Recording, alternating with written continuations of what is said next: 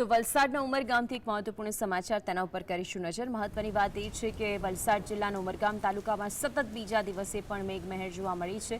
હવામાન વિભાગે જે પ્રમાણે આગાહી વ્યક્ત કરી છે તે પ્રમાણે વરસાદ વરસી રહ્યો છે। ક્યાંક ઝરમર તો ક્યાંક વરસાદી ઝાપટા નોંધાયા છે।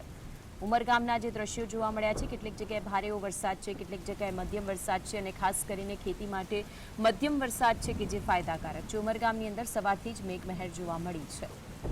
આજ અંગે વધુ માહિતી માટે સંવાદદાતા રાજેશ જોડાઈ ગયા છે। રાજેશ, ઉમરગામ તાલુકામાં સતત બીજા દિવસે પણ મેઘમહેર, વિગતો શું?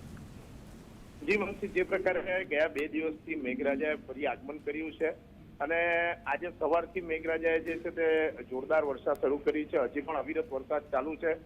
ગઈકાલ રાત્રે પણ વરસાદ હતો। અત્યાર સુધી લગભગ 1.5 ઇંચથી વધુ વરસાદ પડી ચૂક્યો છે। રસ્તા ઉપર જે છે તે ક્યાંક પાણી ભરાયાની સમસ્યા હોય છે, જે એમાં વરસાદ વરસાદના કારણે પાણી ઉતરી પડ્યા છે। પરંતુ હાલ જે છે એક જે માહોલ ચાલે છે, વરસાદી માહોલ છે, હજી પણ જોરદાર વરસાદ ચાલુ છે। આભાર રાજેશ, માહિતી આપવા માટે।